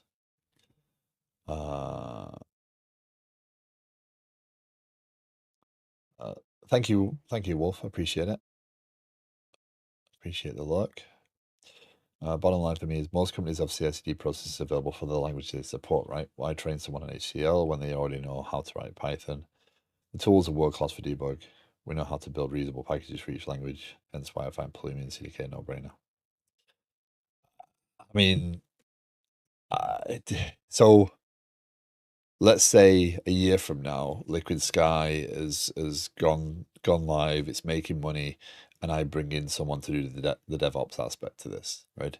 They see what I've done in Pulumi and they're like, that's horrendous, right?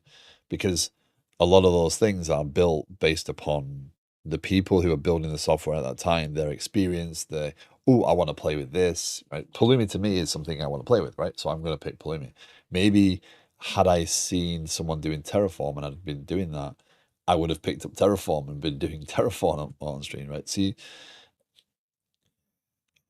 I don't think it's necessarily a deliberate choice based upon language. Sometimes it's based purely upon someone's curiosity and wanting to tinker with something new. And then once it becomes the thing, you lose control of it, right? It takes a long time to turn it around. So then it's like, we'll just deal with it. Notorious Crayon, thank you very much for the follow. Welcome in. No argument, Terraform is more widely available skill set wise, but does that mean it is the best tool for the job? No, it doesn't. It doesn't have to be the best tool for the job. That's never the point, right? It's sometimes it's someone was like, I want to play with this, so I'm going to do it this way. Or they see a cool demo, or they see something and they pick it up and they run with it, thinking, oh, we'll just tinker with this. But then they lose control and it becomes a thing, or they get so far down the line that it's difficult to get back on. So yeah.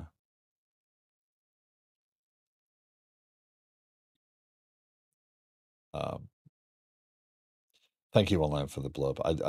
I really appreciate you having that blurb to hand because it is easy to describe. Liquid Sky.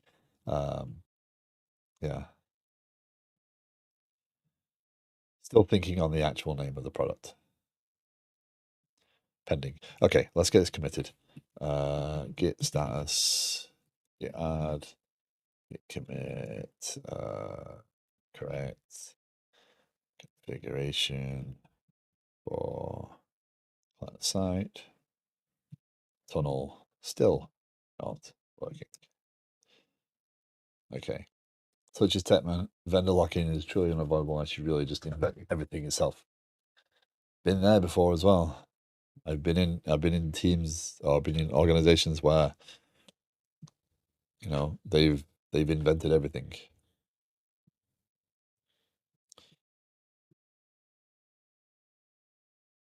Okay, so we have SQL Server. So git checkout main, git merge, add SQL Server.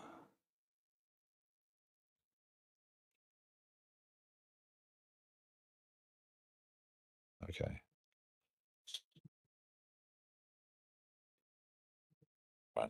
-d.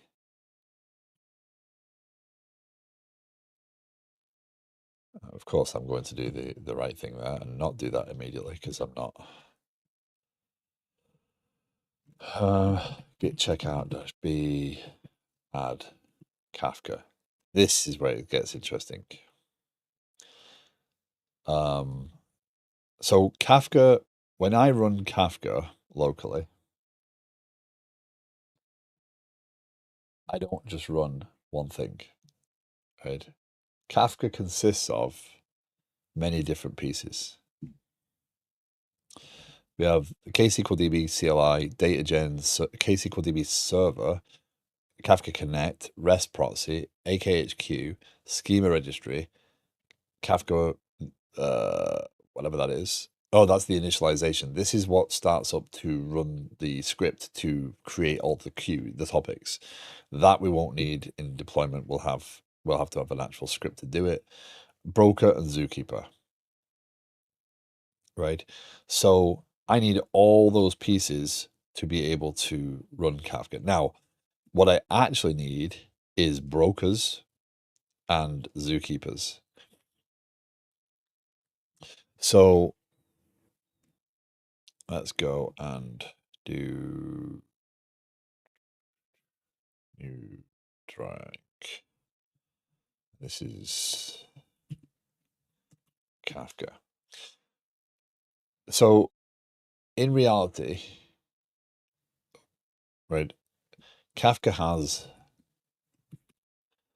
a broker, right? And this is kind of, I suppose, your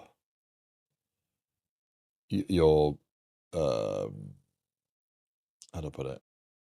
I'm not going to say scale out, but it is scale out, right? So, and zookeeper normally sits, you can have one or more zookeepers, right? Good actually stream, going to go give a talk about CSU post. Nice. Nice. Have fun. Thank you for stopping by, Mr. Runhorn. Appreciate it. Zookeeper. Helps if you type the text first. Okay. So current structures of Kafka might look like this. You have one or more zookeepers. Normally, right now, that they are changing it so the brokers talk to themselves. So I'm gonna see how far along they are with that. But I'm probably going to deploy a zookeeper and a broker. Brokers not only give you resilience, but they give you scaling as well, right? So I could run many broker instances in a single cluster, I believe. The brokers talk to each other, and then when a message gets transmitted, so a message comes in, you can set the, what's the word, quorum. So I have to say this message has to be committed to 2 out of 3 before I can access the message. So I know that if this broker was to fail, I definitely have a backup of that message, right? So underneath the broker are topics, and topics have partitions, right? And those are replicated on each broker. So when a message comes in, if I want, you know,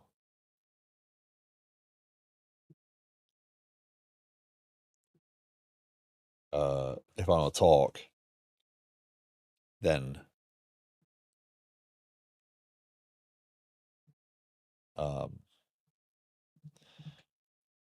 the topic is replicated to the brokers.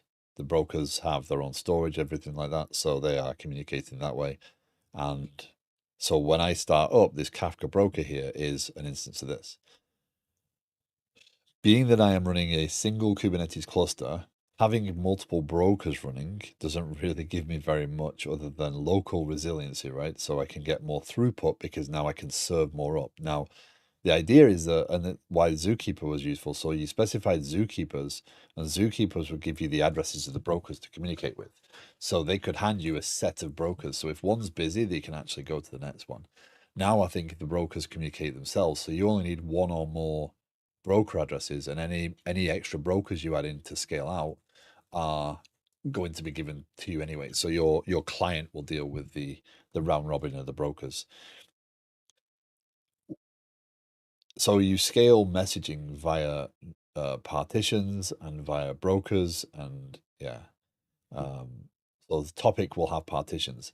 You have to design the system to understand how many partitions you're going to have. You can scale out brokers to get more throughput later on. But a broker can only handle one. As I understand it, per topic, the broker can only deal with one request at a time. So it round robins.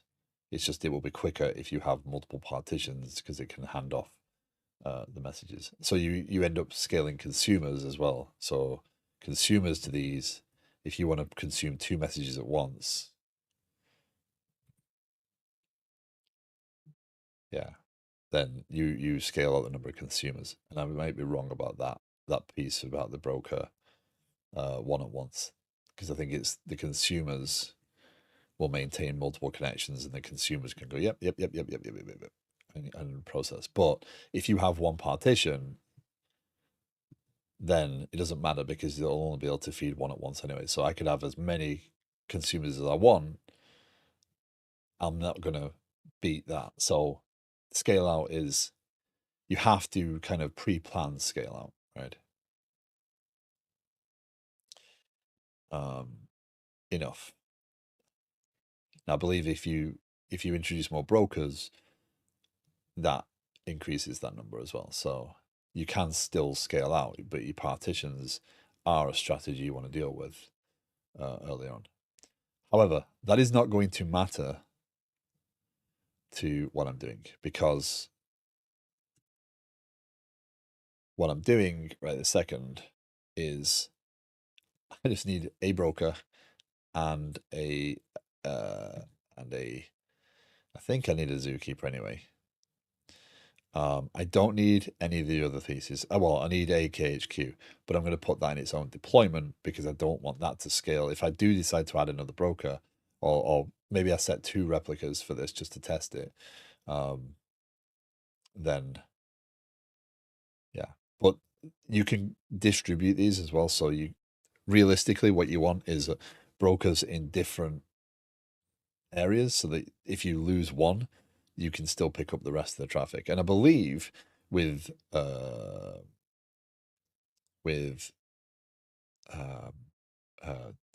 partitions, you can set up partitioning strategies. So you could actually have, if I'm not wrong, if you had tenants in Europe, you could actually specify partitions that were European based, so they'd be stored locally and quicker to access. I believe you could globally distribute that way. I've never seen it and I've never confirmed that, but I believe you could do. But anyway, that's completely an aside. I need to do Kafka. Nerdy Biker, hello. How you doing?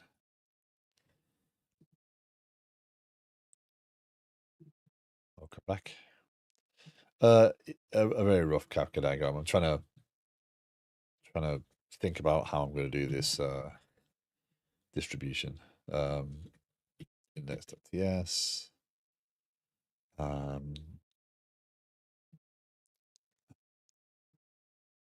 So we're going to need another namespace. So we're going to do something similar to this.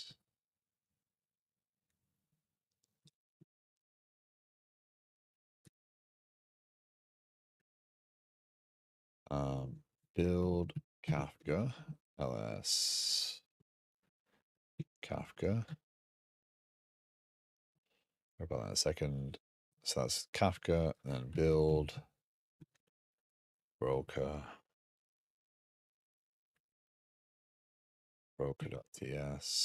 export const build broker.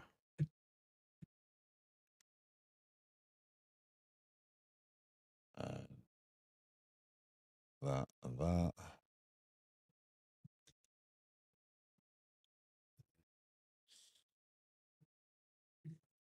Broker.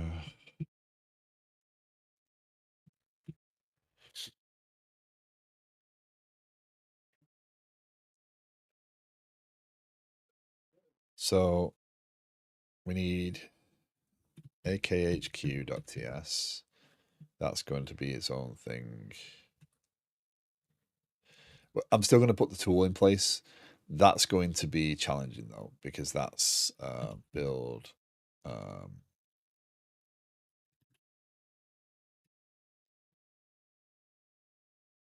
That's going to trip us up because I'm going to have to create some sort of ingress for that one if I want to access it, or I'm going to have to create a forwarding port. So I'm going to have to learn how to do that. So yeah, again, Amiadot, thank you very much for the follow.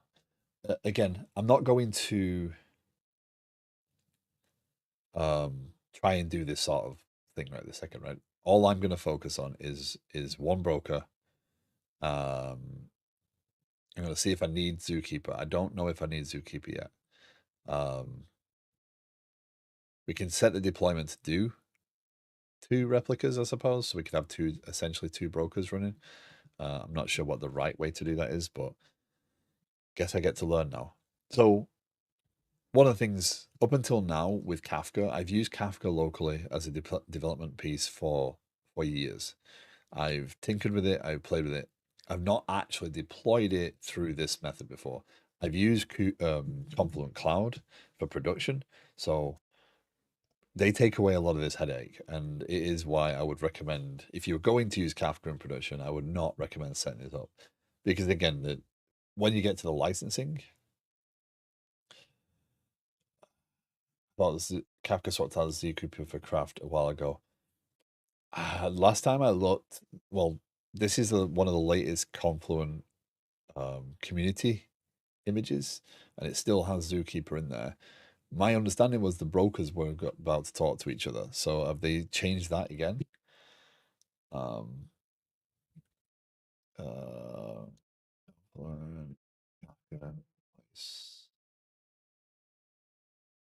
were they having issues getting away from Zookeeper? Oh, they have replaced it. Why replace Zookeeper with an internal log for Apache Kafka?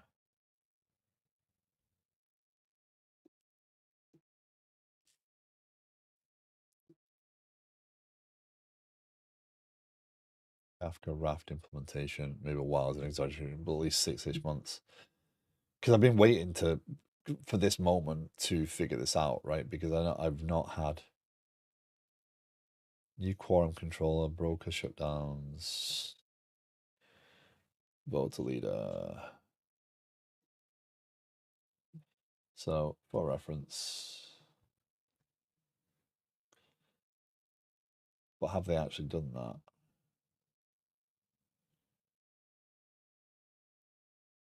Because years ago they were going to get rid of Zookeeper and replace it with the brokers communicating. So now are we saying that there is still a Zookeeper? Um,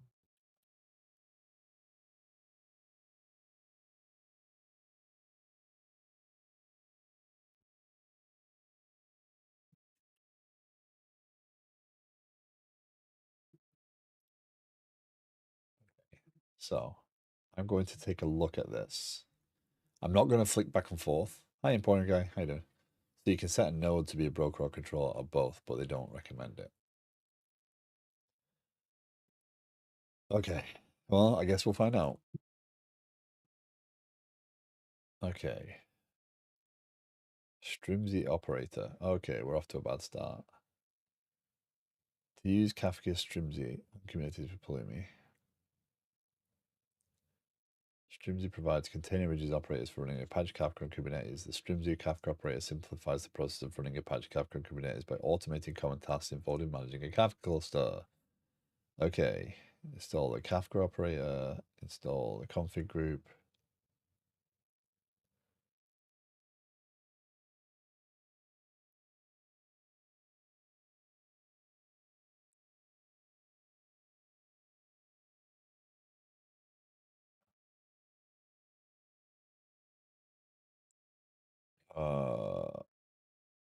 Okay.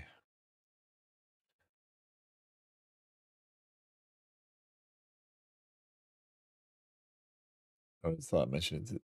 Yeah, no, I appreciate the mention. I really appreciate the timing there. Um, is there a different way of doing this?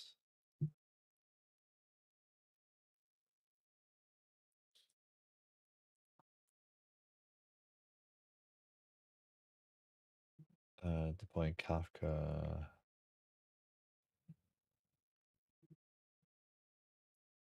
Not craft. Kafka craft. The only thing I'm seeing right now is there's pieces. Like I don't want to install Kafka Connect. I don't want to install. I want a broker and whatever else I need to deal with communicating with Kafka. So I believe what I need is I need the broker instance. I'm going to need a service, and I'm going to need a um,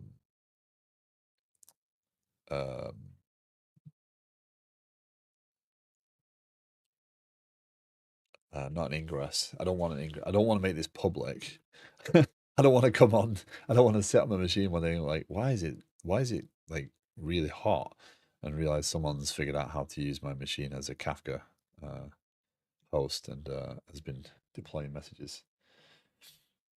How to deploy Apache Kafka with Kubernetes?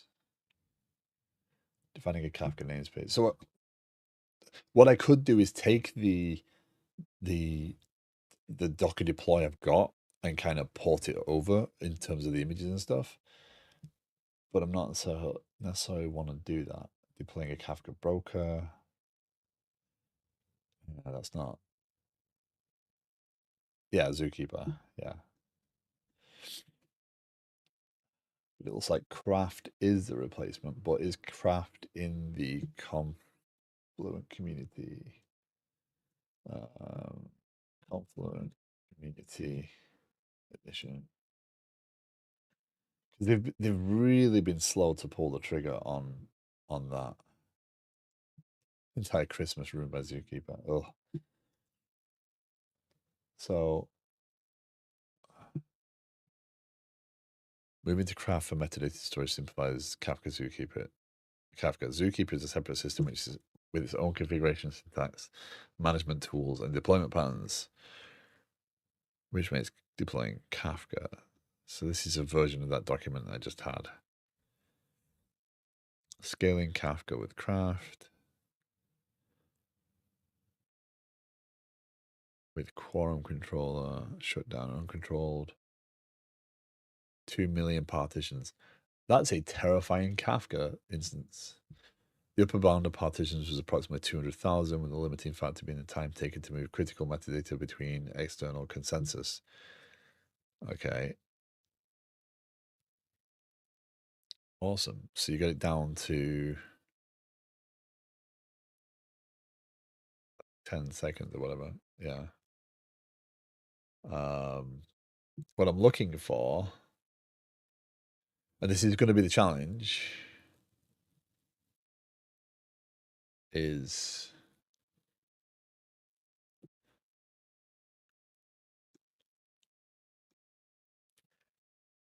oh crap. Oh no. I've got well involved. My apologies. It just dawned on me what time it was. I gotta go. I have meetings. Um, so this is going to be a very quick raid and run. Raided Anna yesterday. Defense.